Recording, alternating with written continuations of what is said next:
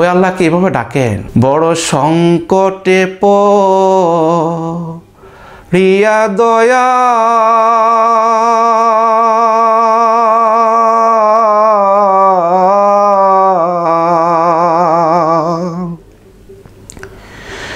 বড় সংকটে পড়িয়া দয়া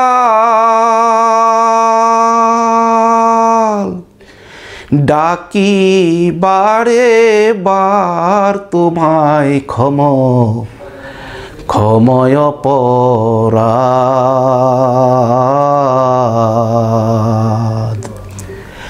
দাসের পানে একবার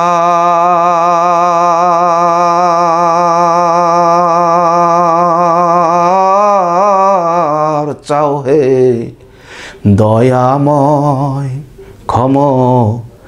ক্ষময় অপরাধ।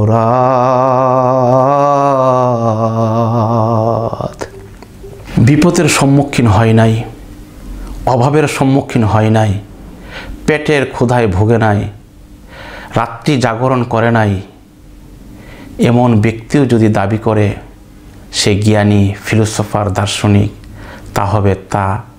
তাহলে তা হবে এক হাস্যকর বিষয়। বিপদ আসবে, সমস্যা আসবে, এটা মানুষের সাথে জড়িত একটি বিষয়। বিপদহীন কোনো মানুষ নেই, সমস্যাহীন কোনো মানুষ নেই।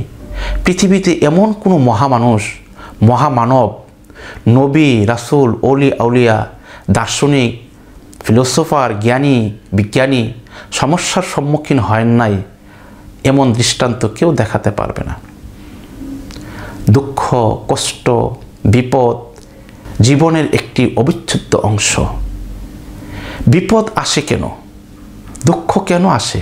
ব্যক্তিকে ধ্বংস করে দেওয়ার জন্য নয়, বরং ব্যক্তিকে আরও শক্তিশালী করার জন্য, ব্যক্তির ভিতকে আরও মজবুত করার জন্য আল্লাহর পক্ষ থেকে আল্লাহ পরীক্ষা নেন, এবং যেন ওই বিপদের সময় ব্যক্তি আল্লাহর ওপর তাওয়াক্কুল করে এবং তার জ্ঞান খাটিয়ে, বিবেক খাটিয়ে, সততা খাটিয়ে সে যেন ওই বিপদ থেকে, সমস্যা থেকে সে বেঁচে থাকতে পারে, সমস্যার সমাধান করতে পারে।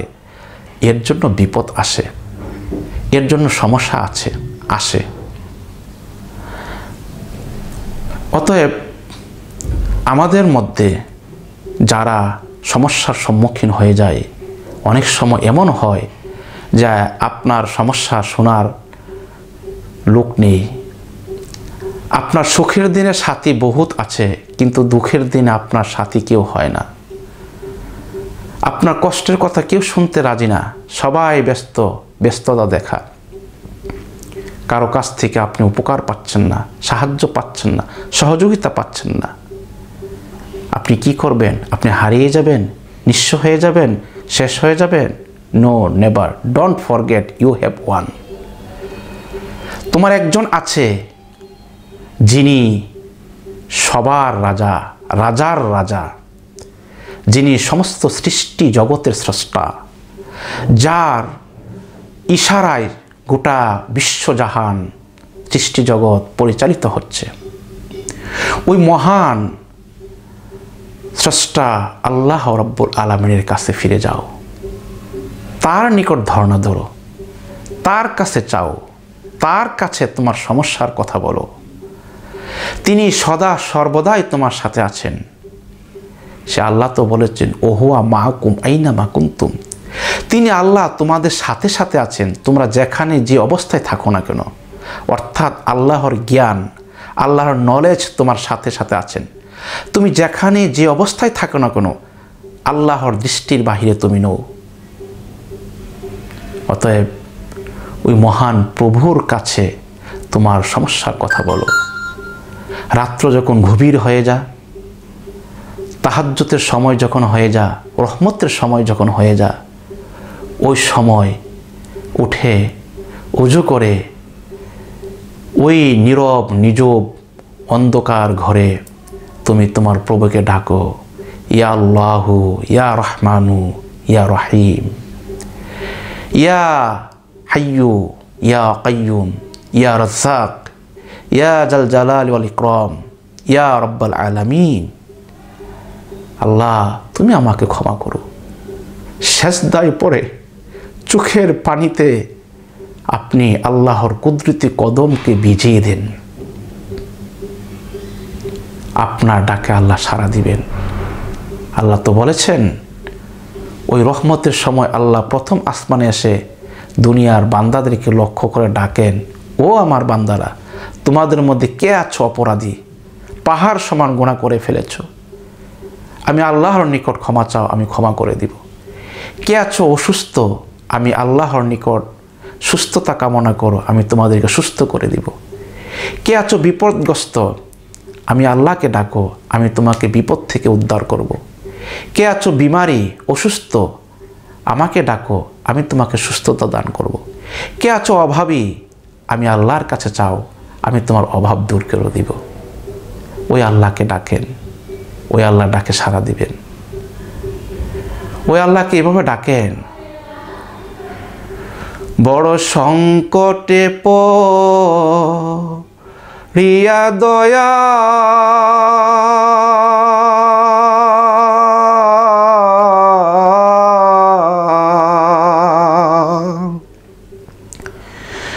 বড় সংকটে পড়িয়া দয়াল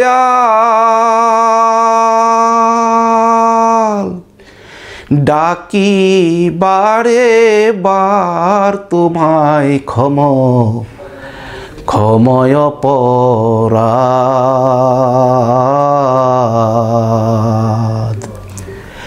দাসের পানে একবার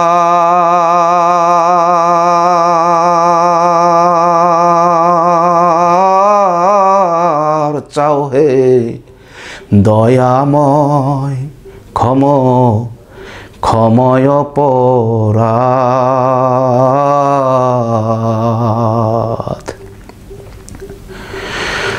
বড় সংকটে পড়িয়া দয়াল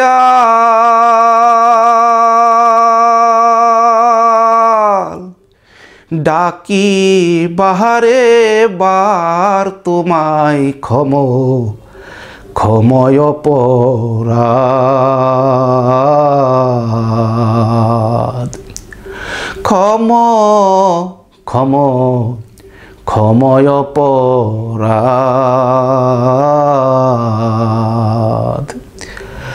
দাসের পানে একবার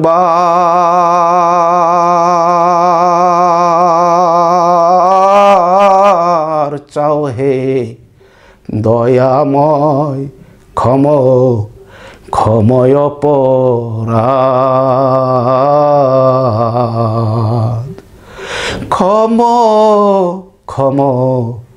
ক্ষময় অপরাধ।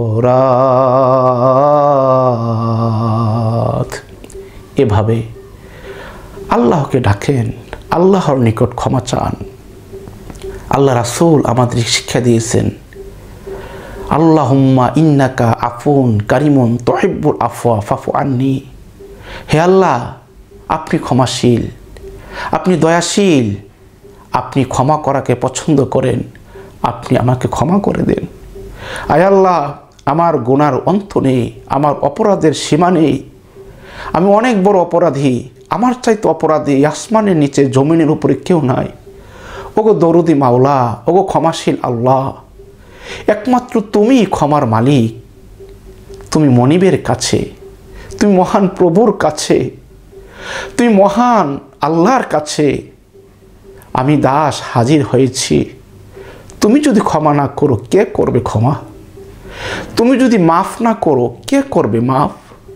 আল্লাহ, তুমি আমাকে ক্ষমা করে দাও, তুমি আমার বিপদ দূর করে দাও, তুমি আমাকে সুস্থতা দান করো, তুমি আমাকে পথ দেখাও। এভাবে আপনি আল্লাহর দরবারে কান্না করেন, প্রার্থনা করেন। আল্লাহর ওয়াদা, আল্লাহ আপনার ডাকে সাড়া দিবেন। ইন্নাল্লাহা লা ইখলিফুল মিয়াদ। আল্লাহ কখনোই তার অঙ্গীকার ভঙ্গ করেন না। স্রষ্টা কখনোই তার সৃষ্টিকে ছেড়ে যান না। স্রষ্টা তো তিনি, রব তো তিনি, প্রতিপালক তো তিনি, যিনি বারবার প্রতিপালন করেন। তার বান্দা তাকে ডাকুক আর না ডাকুক, তার বান্দা তাকে মানুক আর না মানুক, তার বান্দা তার ইবাদত করুক আর না করুক, কিন্তু ওই রব তিনি তার কাজ করে যান। তিনি তাকে খাওয়ান, তিনি তাকে পড়ান, তিনি তাকে আলো বাতাস দিয়ে বাঁচিয়ে রাখেন, তাকে সময় দেন, সুযোগ দেন। একদিন সে আমার কাছে ফিরে আসবে, তাকে ফিরে আসার সুযোগ দেন। এই জন্যই তো জাতীয় কবি, বিদ্রোহ কবি, প্রাণের কবি, ইসলামী রেনেসার কবি, প্রেমের কবি কবি নজরুল বলেছেন, খোদা তোমার হুকুম তর করি, আমি প্রতিপাই, তব আলো দিয়ে বাতাস দিয়ে বাঁচাও এ বান্দায়,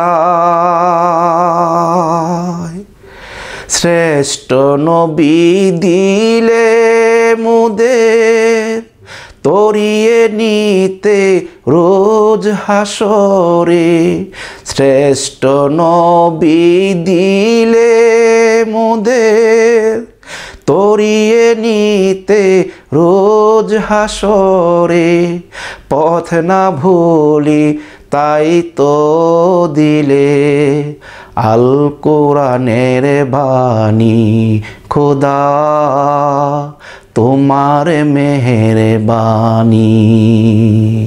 সুন্দর ফুল সুন্দর ফল, মিঠা নদীর পানি, খোদা তোমার মেহেরবানি।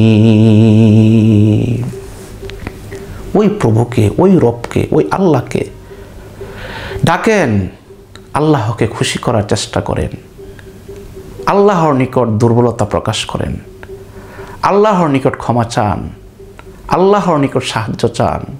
আল্লাহ বলেছেন, ওয়াল্লাযীনা জাহাদু ফীনা লানাহদিয়ান্নাহুম সুবুলানা, যে ব্যক্তি আমার পথে সাধনা করবে, আমাকে পাওয়ার জন্য সাধনা করবে এবং আমার বিধান অনুযায়ী পথ চলে, পরিশ্রম করে কোনো কিছু অর্জন করার, হালাল কিছু অর্জন করার চেষ্টা করে, আমি তাকে পথ দেখিয়ে থাকি।